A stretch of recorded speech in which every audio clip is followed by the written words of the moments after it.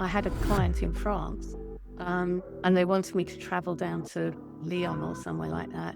And if I'd gone on the Eurostar, which had only recently opened, it was going to cost me something like £400 or £500. Whereas if I took an EasyJet flight, it was going to be £20. So I thought, I've got to do this because there's quite a considerable financial... This is an expensive phobia. Yeah, this is an expensive phobia. And since then, I mean, I can say flying will probably never be my most favourite thing. However, since dealing with it, I've been to Cuba, I've been to all sorts of places in Europe.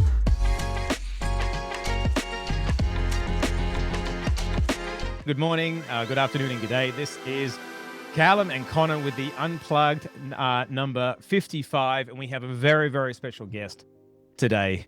Today, Karen Falconer, who is the director of the ANLP, the world's leading NLP association, is joining us all the way from the UK. Welcome, and Kallum will share with the world a little bit more about you. Karen, so lovely to have you here. As Conor mentioned, we have Karen Falconer here today. Karen is a trailblazing director of the world's leading NLP association, the Association for Neuro Linguistic Programming, the ANLP. From practitioners through to NLP trainers and master trainers, Karen has dedicated her career to raising the global standards, championing integrity, and unlocking the true potential of NLP as a force for transformation. She continues to inspire NLP professionals worldwide through her book, The NLP Professional, Your Future in NLP. Karen, thanks for joining us all the way from the UK today. Thank you, Cal. Thank you, Conor. And thank you for that amazing introduction. Hey, look, we've been looking forward to this conversation. Obviously, yourself, Cash, Conor, and I have all been talking for a little while now. And one of the things that struck us is just how dedicated you both are to growing the field of NLP. And it was something that we hadn't experienced before from different associations. And what was really clear to us is you are really dedicated to bringing in a standard, bringing in more integrity, bringing in ethics into the way associations deal with the field. Can you share a little bit about what actually motivated you to do this in the first place? Well, on my background, my dad was a solicitor, a lawyer. So I guess I grew up in a professional setting, if you like. So I think it's part of my core values is professionalism. And when I first discovered NLP, it worked. And it was sort of that was the main thing. The reason I got into NLP in the first place was somebody said to me, try this because it actually works. It's one of those things that stays with you after you've done a course. It stays with you, and I thought, well, that sounds like it's better value for money then than some of the other things. You get a lifetime out of these skills. Yeah, you get a lifetime out of it. And that's what I experienced. It worked for me. And then when I was on my practitioner course, I was the demo subject for the well-formed outcomes. And my well-formed outcome was to create a space where like-minded professionals could come and just spend time with each other. And a number of years later, I was contacted by my trainer to say, are you still pursuing your dream? And I said, yeah, sort of. It's gone a bit wayward. I wasn't quite sure how it was looking. I thought it involved having to sort of buy a building somewhere where we could all gather. And they said, well, the association is about to fold. We've got a buyer in the States, but they don't want the membership. And then my other core value of fairness and justice kicked in and said, well, that's not fair. The members need somewhere to go. So I paid off their debts, took it on, and here we are 20 years later. So you've been with the ANLP for 20 years? Yeah, I took it over 20 years ago, yeah. Oh, wow. Yeah. Incredible. I didn't know it was so long. So how long has the ANLP been in the field for? So the association originally started in the 1980s. And it had the conference, had the magazine, and over time, it kind of eroded away, and it was almost like a sort of big garden, and people kept taking plants out of it rather than putting plants into it. Yes. So yeah, there wasn't much left by the time I took it on.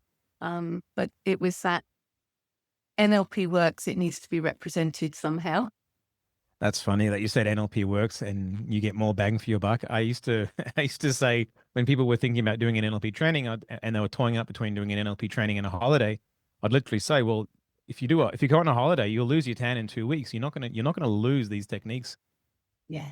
And sometimes that was enough for people to realize, hang on, yeah, I'm going to be a different person after I attend this training. It is life-changing. It is Mm. transformational. Yeah, So often you come back from holidays and you're still the same person. yeah, you're still the same person. You're just a little tanner. You have to come back to all your For a problems. while. and this Yeah, person 2 you left weeks. at home. Oh wow! I so there's a lot of history there, a lot of history with the ANLP and yourself, and incredible. So your father was a lawyer. I think you mentioned that your father was a lawyer. What were you searching for when you even went to do an NLP training in the very beginning?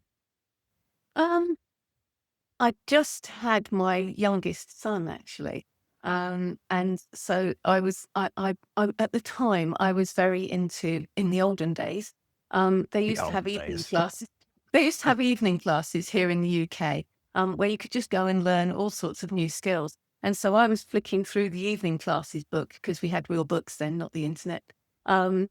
And it said 6-week course in Neuro Linguistic Programming, introductory course. And I thought, I'd just done a course in C++ programming. Yeah, So I yeah. thought, well, it's either going to be computer programming or it's going to be personal development, because there's neuro linguistic in there. So I just signed up for it because I didn't know what else. It didn't say anything Classic. else about it.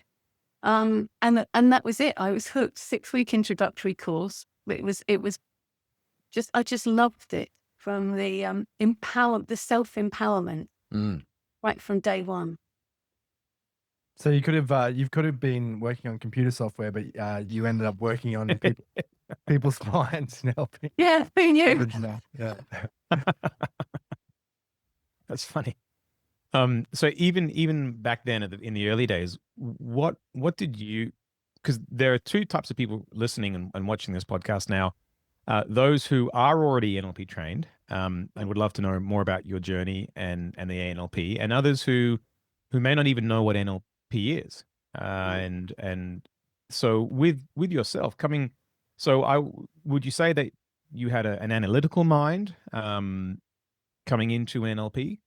Yeah, I mean, in my previous life, I was a management accountant. So and I used to train small businesses. I used to empower small businesses to run their own accounts and finances. So I guess it's always been there in the background somewhere about empowering others. But yes, I have an analytical mind, definitely, and it kind of freaked me out somewhat when as part of my NLP course, I was working on a particular fear that I had at the time, which was flying, fear of flying. And I tried various things. And they'd been less than successful, shall we say? And I basically, the NLP gave me various strategies and tools. So it wasn't one thing. It wasn't just let's do fast phobia cure and that's it sorted. It was a load of different strategies, which I now realize were anchoring and things like that. So I had a lucky stone that I would carry in my pocket. And I would do visualization of future pacing and imagine myself on the other side of wherever I was flying to. And all those things and all those strategies combined got me back on a plane. So that's what I did. I got back on a plane. And the main reason I did it was because I was still doing my accounts at the time. And I had a client in France and they wanted me to travel down to Lyon or somewhere like that. Mm-hmm. And if I'd gone on the Eurostar, which had only recently opened, it was going to cost me something like £400 or £500. Whereas if I took an EasyJet flight, it was going to be £20. So I thought, I've got to do this because there's quite a considerable This is an financial expensive phobia. Yeah. yeah, this is an expensive phobia. And since then, I mean, I can say, flying will probably never be my most favorite thing. Sure. However, Yeah. since dealing with it, I've been to Cuba, I've been to all sorts of places in Europe. And it's kind of opened up the world to me, which I hadn't been on a plane for Quite incredible. 18 years. Wowza. Yeah. And Karen, would you say that was the technique that you really started to go all in on NLP? Because I feel like everybody has a story around the technique that did it, the technique that absolutely had them convinced that this stuff worked, as you mentioned at the start. Was that a technique? Because for me, it was the pain paradigm. I'd done a lot of the techniques and I was pretty wowed by it. But when I had chronic pain, which was like extreme sciatica, and I went through the pain paradigm technique and had it go from like a 9 or a 10 where I wasn't even able to walk out of bed to a 0, I was completely sold on it at that point. Was that the one for you, or was there others? I mean, I loved being an options person. I loved that I had the various strategies that I could take with me on the plane, and most of them were up here apart from the anchor in the stone. I think the one that actually changed it for me was sooner than that, because that one I couldn't actually test whilst I was on the course. Yeah. That was sometime afterward. But the one that did it for me, I think, actually on the course was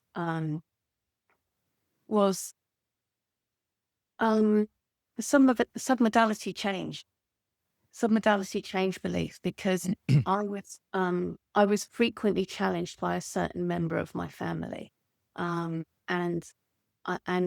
when we sort of did the whole visualization, where was this person, and making things big, small, grey, black and white, etc., etc. Suddenly, this person changed from being kind of quite big and in my face to being very small and black and white and over my shoulder.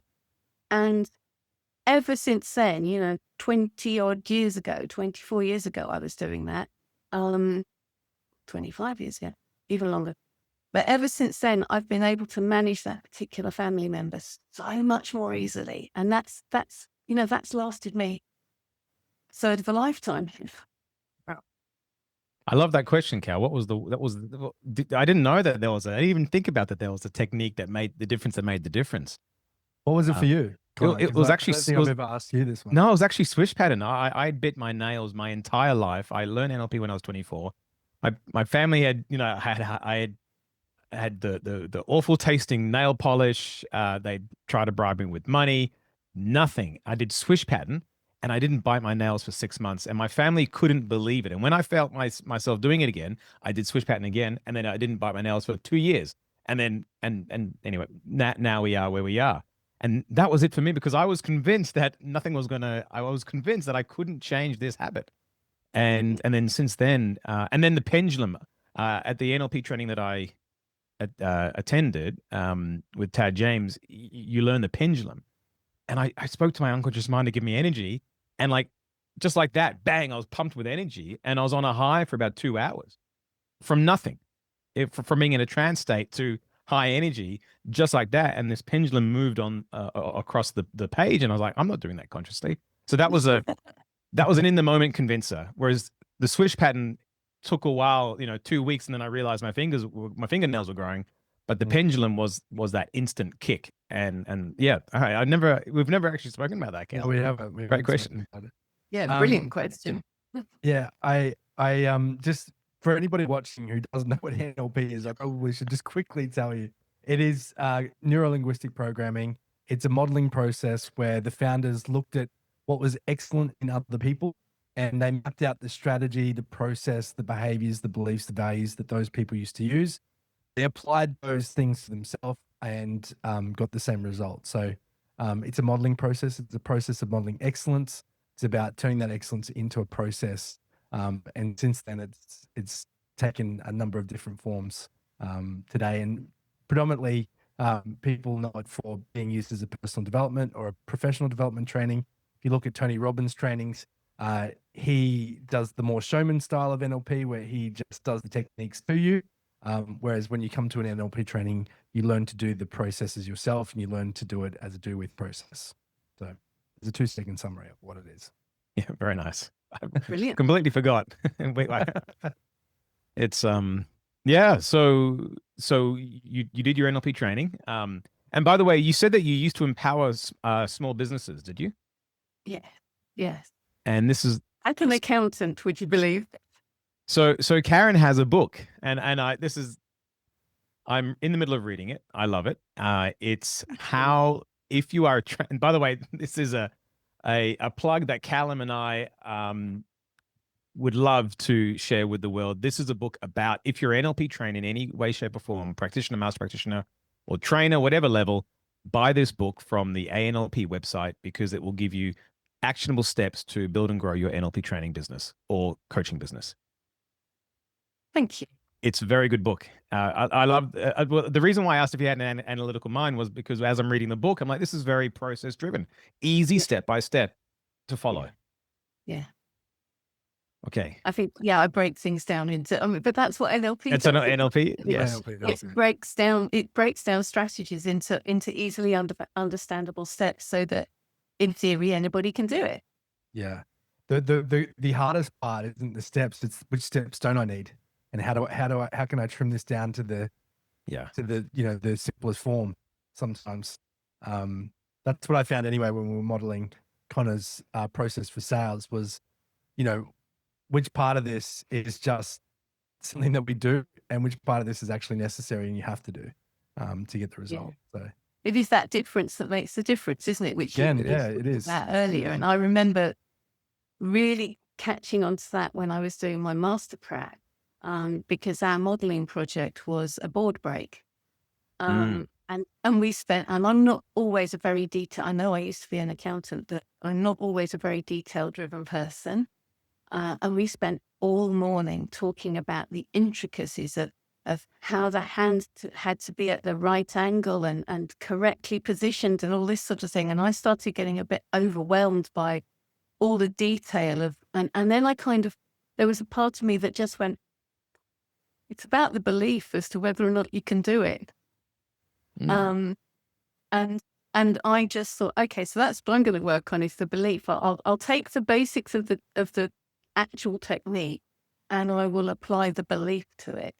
And had found it really, really easy to break the board. And everybody else in the room on Master Prac said, you're the person we knew was going to do it. And I thought, well, I don't know why, because I wasn't taking enough notice of the intricacies and details of the technique, but it was the difference that made the difference, was the belief.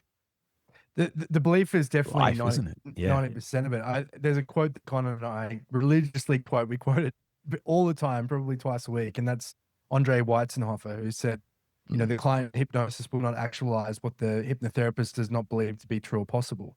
And I see that every time. The people that are having the most trouble are usually the super conscious minded people that are struggling to gather the belief around this being something that actually works.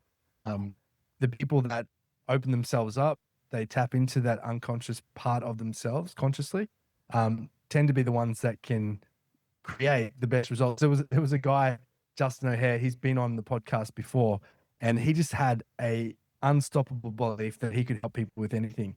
And he used to ring me up, weeks after he did his practitioner and then master practitioner training, and tell me some of the stuff that he was working with people with. And it was just incredible, the results that he was getting in such a short amount of time. And I attribute that specifically to the absolute belief that he had in himself and in techniques. So, yeah, sometimes it can be what's that expression? Paralysis by overanalysis. Yeah. You psych yourself out too much. And I think we've all been at the top of a diving board or something similar. And the more we think about it, top of a bridge or a water slide, and the more you think about it, the more you seem to get yourself down into a vortex of, I can't do this anymore. And that is life, isn't it?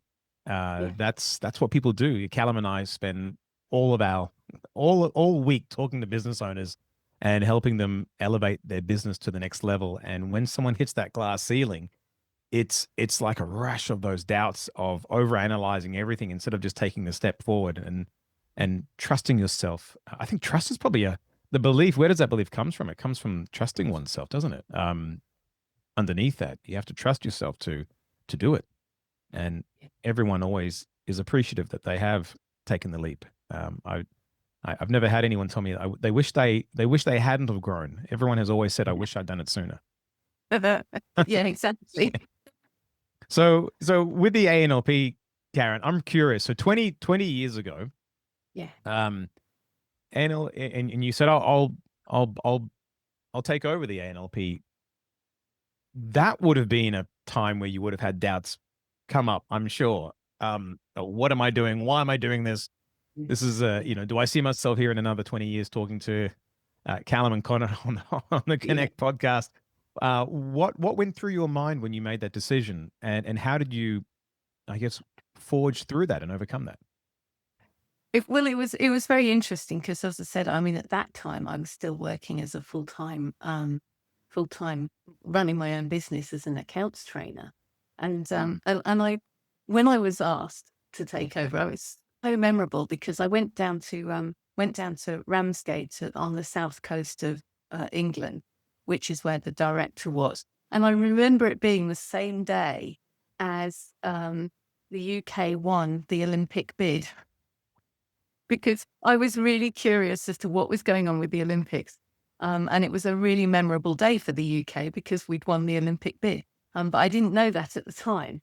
And I'd gone down there and I was being so practical and sensible and head-led in terms of, show me the figures, show me the accounts, show me this, show me that. All these, looking at all these as I would do as a, advising my clients.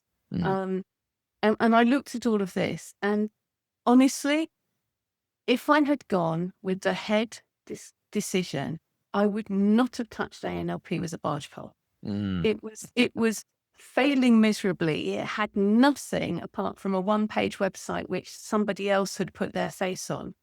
The magazine had disappeared. The conference had disappeared, and it had about, I think, less than 50 members at the time. Active members.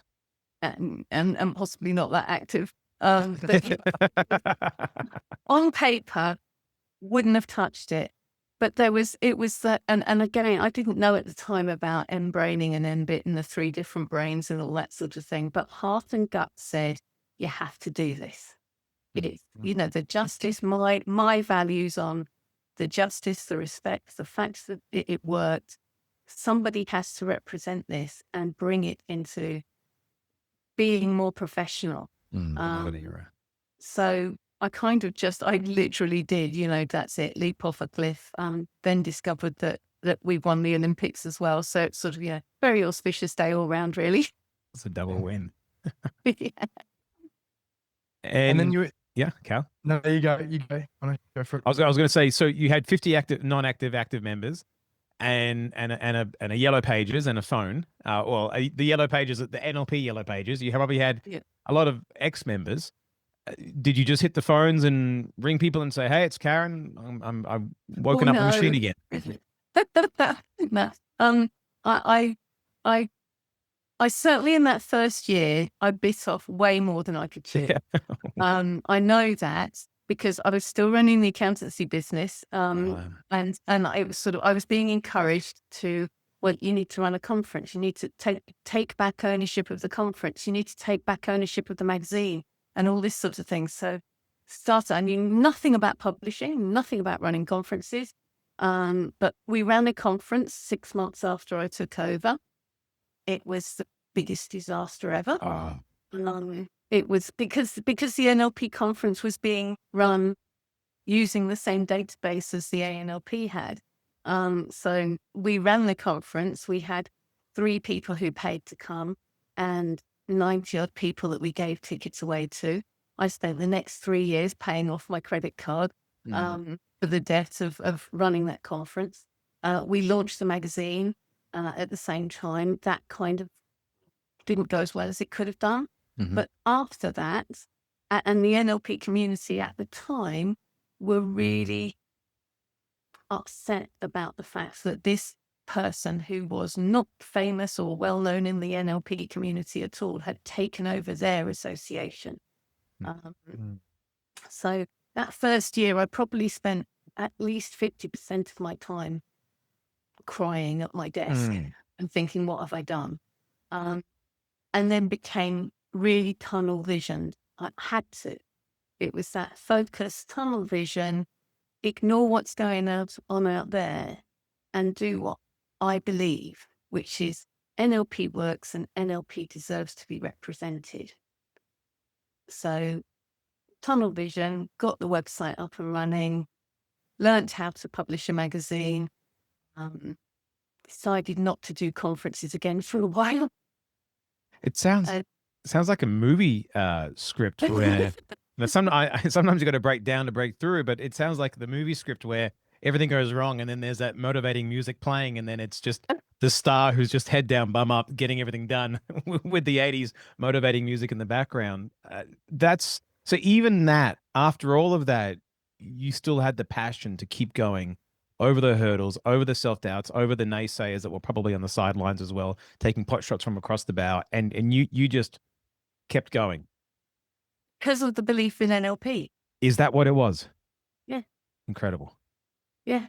NLP works. I couldn't shake that.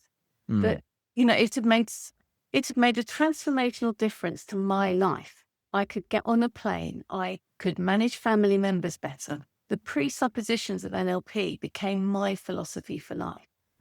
And from that, it's like, if you taste a really yummy dessert or something like that and you want everybody to try it, it was that NLP needs to be known about by everybody. I think I've sort of probably become a bit more realistic since then, and everybody needs to know about it or wants to know about it. But when enough people know about it, and enough people are empowered enough to make a difference in their own lives, then who wouldn't want that? Yeah. So you were, I'm picturing you at your desk.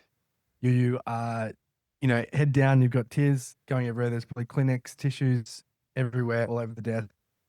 What was the turning point? Was it an email somebody sent you? Was it a influx of memberships? Was it key relationships that you set up with different people? And how did you overcome, I guess, the mob wanting to burn you at the stake because you weren't famous and you weren't sort of notable in the NLP industry? How did you bring it all around? That's a really good question. Good question. I suppose perseverance is one of the things, resilience and perseverance, because I thought, I am quite an introverted person, really. And I thought, I just have to get on the train, get on the bus, go to see all these, these top trainers in the UK and work with them. And I think I suppose that's been one of the key things, is that I've always believed that there is power in people working together.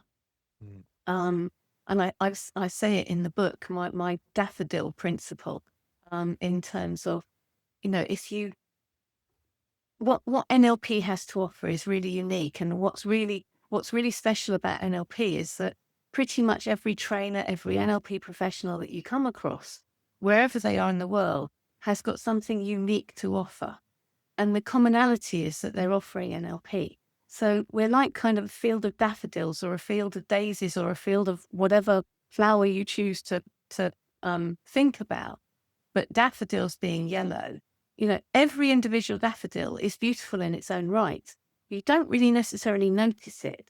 Whereas if you drive around the corner, if you're going somewhere and you see a whole field of yellow daffodils, you notice it. And that's what NLP has. So it was that, we had to work together to be noticed. So it's kind of what I went with was, when one of the first people I met, you mentioned earlier, David Shepherd, I was going to meet David Shepherd. I was absolutely terrified. Hi there, this is Conor and Kallum from Connect Coaching. Hope you are enjoying the Unplugged podcast. Nothing lights us up more than seeing businesses thrive, especially in uncertain times. we have 32 combined years of doing nothing but mentoring and training businesses from around the globe in order to increase their revenue and thrive in uncertain times. So what we would like to do is share with you a little bit about what we've discovered over the last 32 years. We've created this amazing business model called the Forever Business Model, and we want to give it to you for free. All you need to do is jump down into the description below. There's a link there called Steal Our Forever Business Model. Click on the link. There's a 9-minute video that you can watch where we unpack everything you need to know to implement it in your business right away. And it turns, now because he's moved, we live just down the road from each other, and we meet up, fairly regularly. But it was that, it's all the really amazing people in NLP.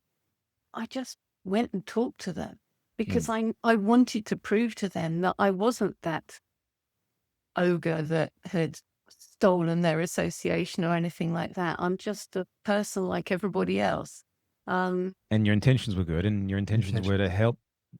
It's almost like you don't bite the hand that feeds you. That there's a non-biased association whose intention is to grow the industry that you're in. You should nurture that.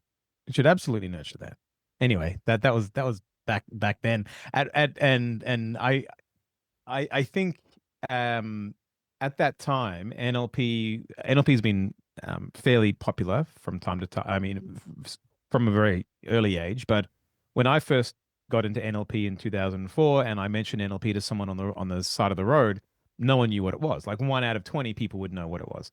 I would say like 4 out of 20 maybe would have heard of it. Maybe 5 or 6 out of 20 have heard of it. So it certainly has grown. And I guess if you're looking at those stats, doubled or tripled in terms of awareness in the public.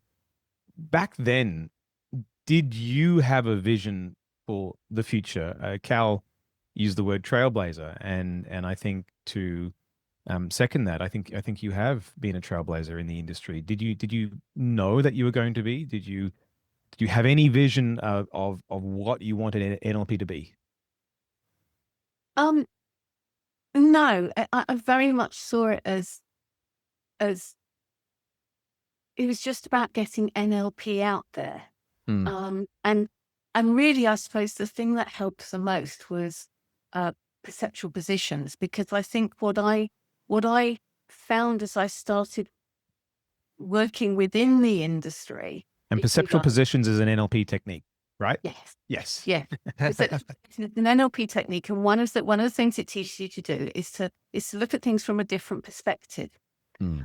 So I think what I found within the NLP industry, within the NLP field, is that a lot of people were looking inwards the whole time. We were looking at ourselves and like you mentioned, competition with each other and all that sort of thing.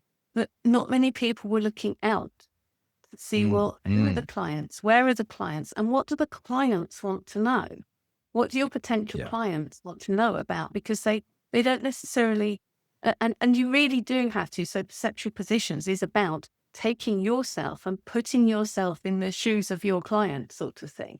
And I was putting myself into the shoes of somebody who doesn't know anything about NLP. What do you want to know?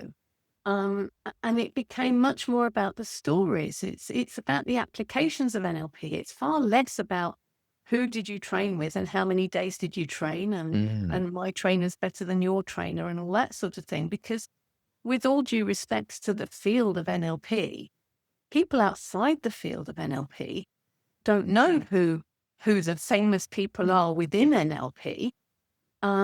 You've probably got some really famous actors in Australia that I've never heard of, but in Australia, then will be, people will step aside. 100%. Yeah. And it's the same over here. So it's about that recognition that people outside the field don't have different perspectives to those inside the field. So what do they want to know to encourage them to use NLP, take on board NLP as a paradigm for change. Modality for change, yeah. Cal and I would get a lot of people who would call in the office, and half the time they just knew it was about making change, but it's like you don't know what you don't know. So I used to ask, so what questions do you have about NLP? And they were like, what's the price? Because that's the only question they wouldn't know how to ask. Yeah. So then it became our job to ask them questions, because everyone, what we learned is that every single person who learns NLP does so because at some level, at some point in their life, they want more. And more could mean anything. It could be better relationships, better communication, better leadership skills, more self-confidence. It could be discipline for health and fitness reasons, discipline for studying. It could be the fact that their learning strategy is all out of whack and they don't learn very easily, so they want to learn more effectively. It could be because they overreact when something small happens. They overreact when something big happens.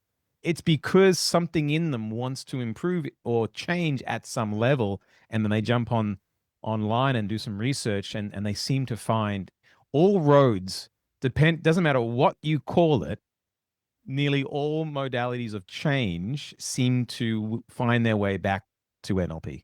Yeah. I think I'd say that with confidence. Yes. It's been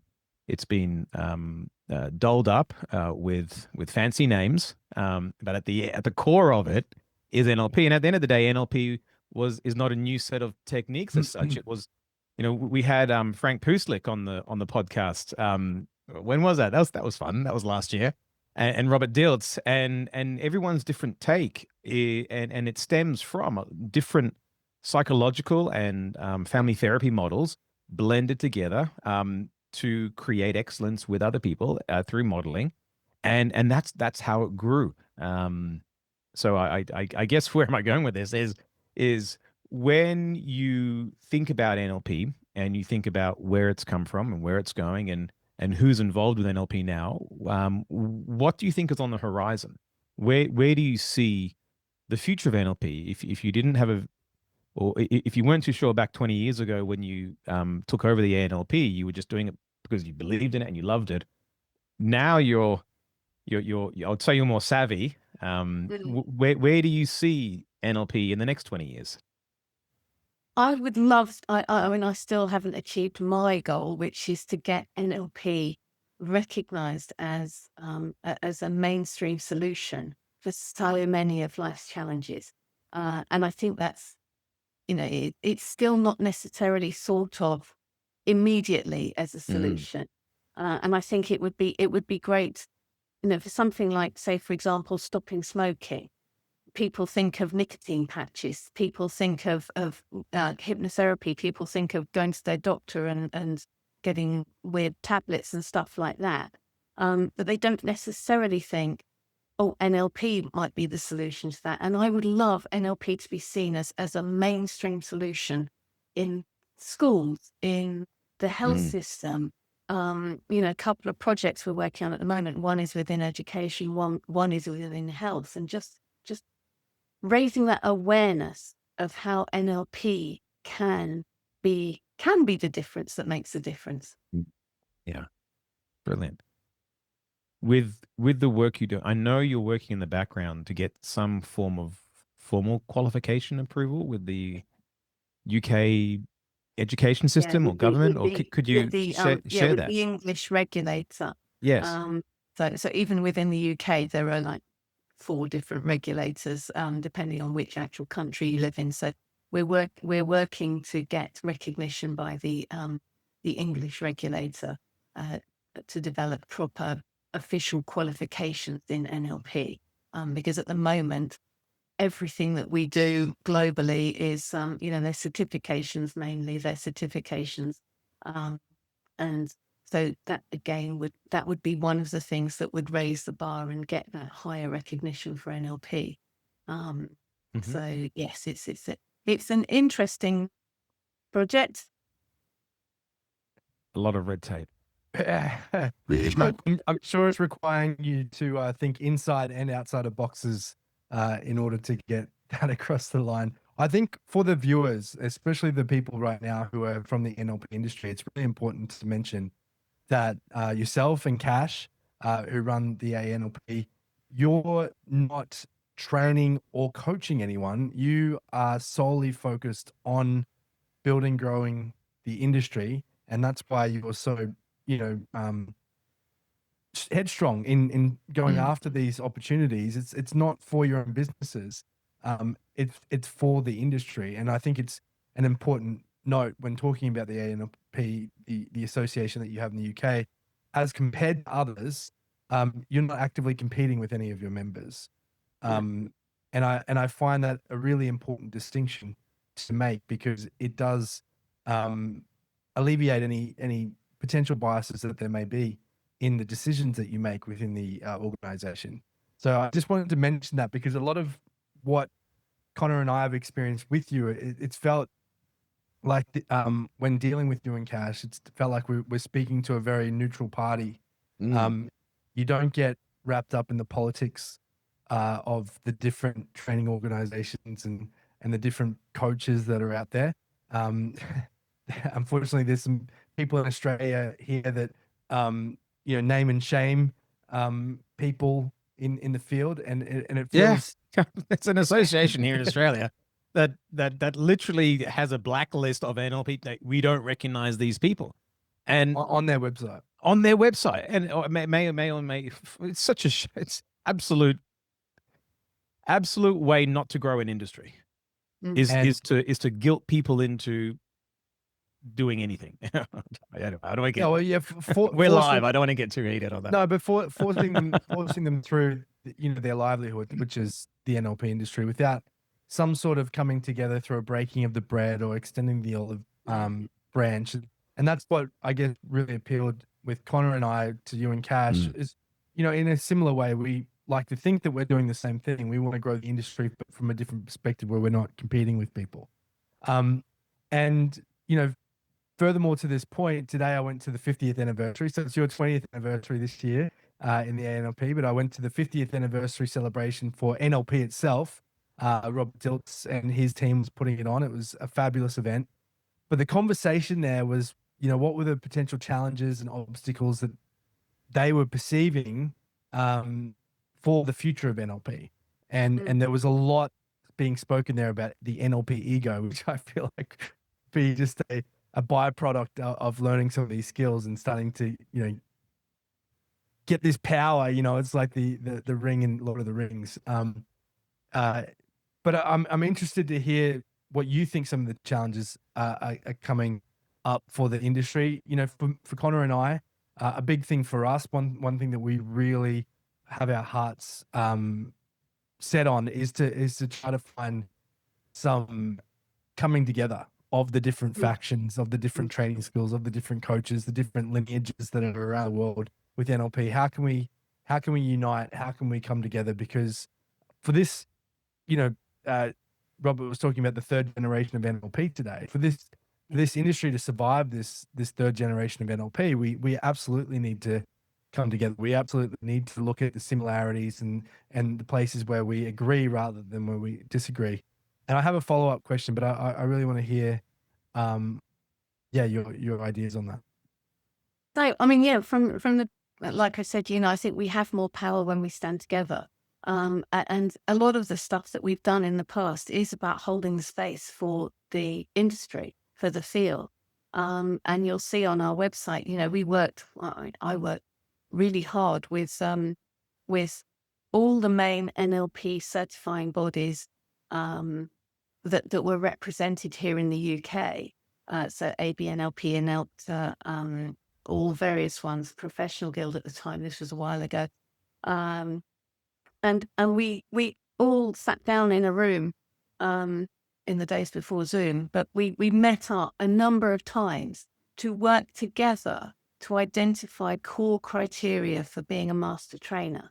Because we said from our perspective, because we are not directly affiliated with any specific training school or certifying organization or anything like that, we need to know as an association, what is acceptable? What is the level? So when people come to us and say, I want to become a master trainer, but I haven't trained through A, B, or C, it's what are the criteria you need? And it must have taken about a year, but we had all the main certifying bodies in a room on various occasions, and we came up with those core criteria, got agreement, and it's all about, chunking up. So what are we here for? We all believe in NLP. We all believe in standards. Let's stay at that level and work out what it is that's going to that's going to satisfy everybody. So it is about that working together and having those opportunities, like, because it's when Robert talks about it, and that's what we do. That's what we already do is hold the space for the community, hold the space for, that's why we're doing the work with the education system, et cetera, is for those things. What I see as the biggest challenge moving forward, I think at the moment is it's partly what, like you said, with the egos, but I think it's about part of NLP that we've talked about, a majority of NLP that we've talked about all the way through is about modeling. And I think the biggest danger for NLP is that people will continue to model NLP and then they just label it something else. So NLP gets lost. I mean, I've listened to a number of books recently by well-known people in, celebrities, and only 2 of them actually mention NLP and attribute NLP to what they're talking about in terms of personal development and everything like that. And the others are so it's a book that's purely about NLP, but they don't happen to mention NLP. So I think that's the challenge, is that we might lose our identity because people take what we can do and model it and then rename it something else. That's a beautiful explanation of the challenges, and it leads quite nicely and segues nicely into my next question. Robert raised the point today that often, when we think about modeling excellence now, we look around internally at other people in the NLP field, other, leaders or people that are breaking, out with their new techniques and stuff like that. And he made a really interesting point, which was that NLP never started by modeling people internally. It was about modeling people externally, the people that were doing things in incredible ways, like Milton Erickson, Fritz Perls, Virginia Satir, and others. Yeah. And his question to the group today, which it just blew my mind in so many different ways because it got me thinking, was who's worth modeling now? And we shouldn't look internally. We should look externally. Who's exhibiting excellence in what they do, so much so that the NLP industry as a whole should be looking at them and looking at how they can model that.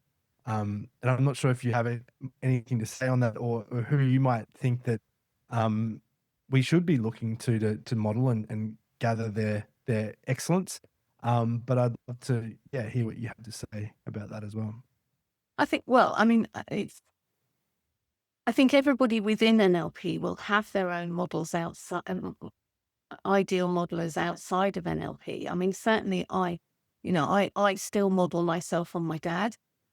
He passed away 36 years ago, but I still model myself on him. And I think it's those people. So I don't get into the politics like you've already said, but I do think one of the people, 2 of the politicians who've really brought factions together, if you like, I think were Obama and Jacinda Ardern in New Zealand. And I think those 2, they didn't buy into the ego. They were there to make a difference to their country. So they would be people that I personally model, but I think it would be way too egotistical of me to say this is what everybody should be doing. I get it, but it's my interesting models. for sure. No, that's great. Yeah, and maybe there's not one person. I think it's, like you said, Element. everybody has maybe a few people that they look at externally at, and some of those people will be close to them, people that they can speak to directly, and others, there may not be any direct point of contact, but they can still take what they can see and observe and model that. I think I think that when we stop focusing internally and having this sight set on each other and get back to work and look at the models of excellence that we can model, and then make those models and bring them to the industry and teach other people, and they can utilize them for things, whether it's coaching, therapy, or training, or otherwise. I think that's where, I feel the third generation needs to get back to and start focusing on. I mean, I would say, you know, that I'm the school governor, and the head teacher of the school that I'm the governor at, she is a fantastic modeler. She doesn't know anything about NLP at all, apart from a book that I've given her. But she's just a natural modeler. So extracting that, you know, modeling that, and how does somebody just naturally know how to model something and model excellence? You know, that's a gem in itself. Yeah, I agree. So Thank with you for that. Yeah, great answer, and thank you very much for sharing that. And Cal and I really enjoyed delving deep and finding out the insights and where people are at with their thinking. You mentioned that the ANLP is looking to get accreditation through one of the 4 regulatory bodies in the UK. Are there any other additions that you're bringing to the NLP from a certification perspective? Those, yeah.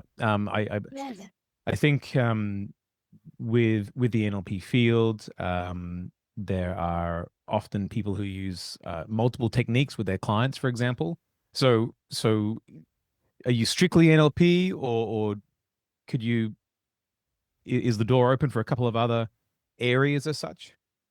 Yeah, and that's one of the areas that we're developing at the moment, because we're recognizing that NLP, pure NLP, is there are some natural bolt-ons, if you like, to NLP. So there is hypnotherapy, there is coaching, there is the other various things. So what we're looking to do at the moment, and one of those things, it's a working title at the moment, but one of those bolt-ons, if you like, is sort of linear time techniques. All those things are really, really important to people. So we're creating, and the same as actually Master Trainer. Master Trainer is a bolt-on, because you can be an NLP trainer who's also a Master Trainer. You could be an ANLP accredited trainer who's also a Master Trainer. So it's another string to people's bow if they're a Master Trainer. So we're creating these add-ons, if you like, to ANLP membership.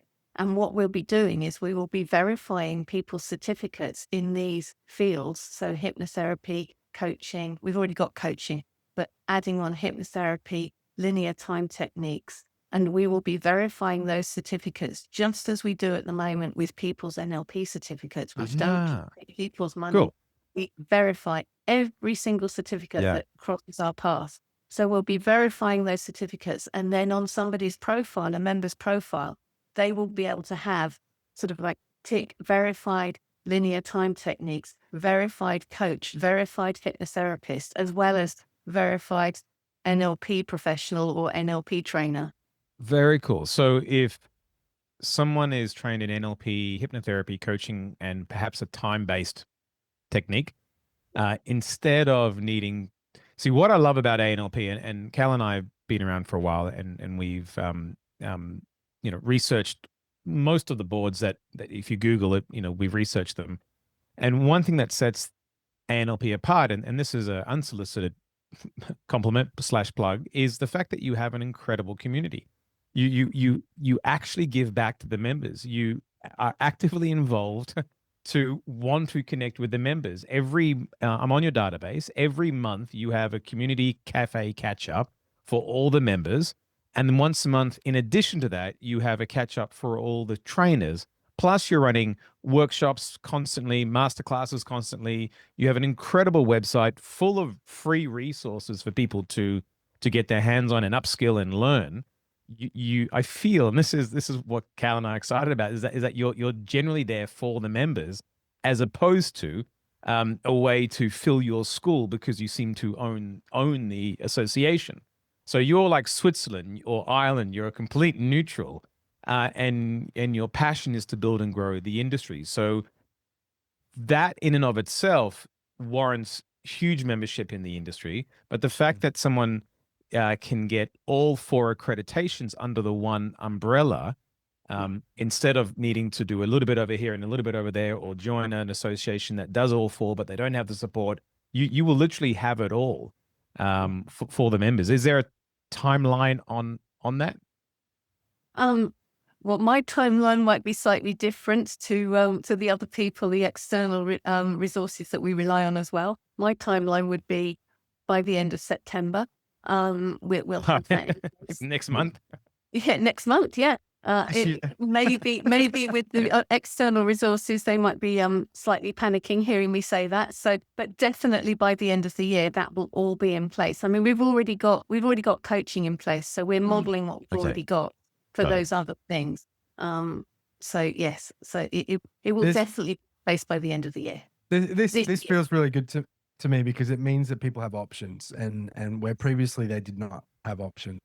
And I feel like, you know, in some cases, but not all, people felt a little bit like they weren't able to spread their wings because they were limited by the powers that be. And that meant that they were, in some ways, you know, in some examples that were shared with me, people were in precarious situations with their own businesses because of certain rulings that they were under through those other organizations. So if anything, I think it's going to give open it up. Options, open it up, bring back a little bit of the healthy competition, and allow the market to decide which direction they should go in. I think the more, I mean, Cal and I are huge on reciprocity. The more you give without expecting anything back, the more you're going to grow. And that's a bit of a paradox in and of itself. And talk about belief and trust. You have to believe that for it to work. And I feel that seems to be one of the ethos of the ANLP, is that you are there for the members. You're not necessarily there to grow yourselves as individuals. You're there to grow the industry. And this actually stems down to, and it makes sense now, because the only reason why you did this was that you felt so strongly about the NLP industry because of the results that you've had. You felt that everyone needs to know about this, and that's actually the thread through all of this, Karen. And it's just sort of makes perfect sense to me now why you are in this amazing position that I feel that you are, and the ANLP is at the forefront of the NLP industry. Oh, thank you. I mean, it's the silly. We never aimed for that, but it's important because well, as I keep saying, you know, NLP works, and NLP deserves to be represented in a fair and ethical. I think that's the thing. It's about the ethics. You know, like we said, I am an NLP trainer, but I would never deliver an NLP training because it would put me in competition with our trainer members. To me, that's totally unethical, and that sort of thing. So, but it's about getting NLP out there. And I frequently think, actually, you know what, we're not doing a good enough job yet. We still need more stories. We still need more case studies and all that sort of thing. But that's the point, is because we talk to our members. We talk to guys like, you know, people like you and all that sort of thing. And it's sort of, you tell us the most amazing stories of successes you've had with NLP, and you've put us in contact with some of your former trainees, and they've had incredible successes with NLP. And for them, it's just what they do every day. And I think that's the challenge sometimes with our industry, is it becomes normal. People left, right and centre are facilitating all this change, facilitating transformational change. And for them, but that's what I do. It's normal. But for the outside world, you know, for them to be able to find out that, oh my goodness, I mean, you know, one of the big things for me on my master prac was I was terrified of talking to people in public. And I used to spend, you know, went on those awful courses where you'd have to introduce yourself. And if I was somewhere in the middle, I'd be panicking for the first half. What am I going to say? What am I going to say? What am I going to say? Oh, it's my turn. And then spend the second half recovering from the stressful situation I put myself in. And one NLP technique that I was again demo on my master prac, and it was sort of, oh, it all goes into perspective, and it's sort of, but there's so many people out there who might be doing exactly the same thing about there are. public speaking or about becoming a parent or all sorts of things. Change. And change, everything that's changed. And it's and that's the point, that we continue to evolve. I mean, we had to evolve the industry pretty damn quick when COVID happened. Yes. Up to that point, it was no to online training. No, you can't do online training. It's got to be in person and all that sort of thing. And suddenly overnight, you're faced with, well, the entire NLP industry is going to collapse in 24 hours if we don't make some changes to that thing. Yes. And then the important thing after that is maintaining that. Well, you can't go back once you open those gates. You can't go back. Exactly. You've let the genie out the bottle. You can't. So let's create standards around it. And I know some of the other associations have gone back on sort of, well, now it's got to be all in-person training. Is that you can't tell those people over a 2-year period that the training they did online is no longer valid. It has to be valid. They've done it. So now let's work with what we've got and level up again. Yeah. Speaking of change, there's probably a lot more to come, and more changes will be on the horizon. And I think new additions, and maybe in time, a new bolt-on will come along for the NLP industry. And Cal and I are, I think, as he said before, very much aligned with what you do at the ANLP.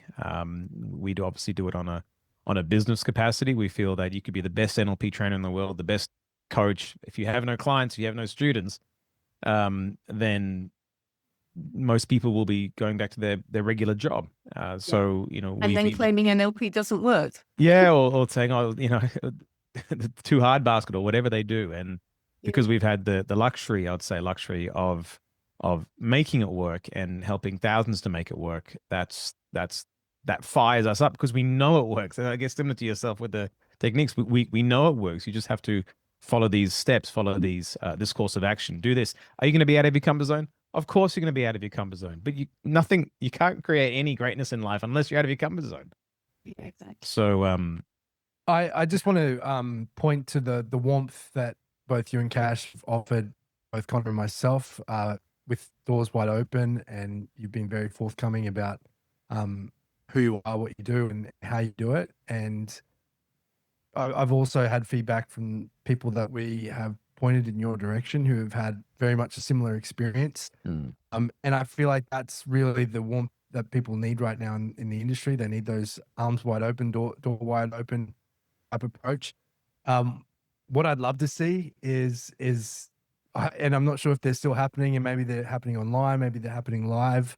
But I would love to see coming back to the conferences. I mean, I've got young kids, but I would love to get over there and to be at one of those events and to see not only people from the ANLP and the people from the UK or Europe or the United States represented, but there's such a huge community here in Australia and Australasia through the Southeast Asian countries and even China and Japan as well. I would love to see that breaking of the bread, that olive tree extended, and for more of us to come together. So, my little words of encouragement for what you're doing with the conference. The conference. Really? But yeah, that's. I mean, for me, that's a great place for people to meet in person. Rub shoulders. Often, we Conor knows this. For many years, we were inside a bubble, and there was a lot of people that, just because of the nature of the business that we were in, it wasn't kosher to go out and talk to these people from the other sectors of the industry. And since we're like, these people are amazing. These are really good people. They really, their heart's in the right place. They've got good intentions. They want what we want. So I feel like that bridge, and that's what Robert talked about today as well, building more bridges. Definitely. So yeah, I'd like to see that happen. Awesome. Absolutely. Yeah. Well, Karen, it's been an absolute pleasure having you on the Unplugged podcast number 55. I know that, well, hopefully you'll come back, but I know that this conversation isn't finished, and we hope you will come back And maybe once the additional modalities are confirmed and structure is put in place and qualifications are aligned with the ANLP, would love to have you back on, and you can maybe share a little bit more about that with the world. Also, that's very exciting for the ANLP. And if anyone would like to connect with you, where can they find you? So the website probably the best place, www.anlp.org. We also have a presence on social media, Facebook, LinkedIn, Insta. That's probably about it. But yeah, so yeah, you can find us on social media and on our website, www.anlp.org. We'll leave the link in the bio of if you're watching this on YouTube, and we'll also put it into the comments section Oh, the of chat. our chat on Facebook. I also just want to say thank you to everyone that joined us live this evening. It's really nice to see your comments already coming through. And yeah, we appreciate you watching the Unplugged podcast. Yeah, absolutely. Thank you. All right.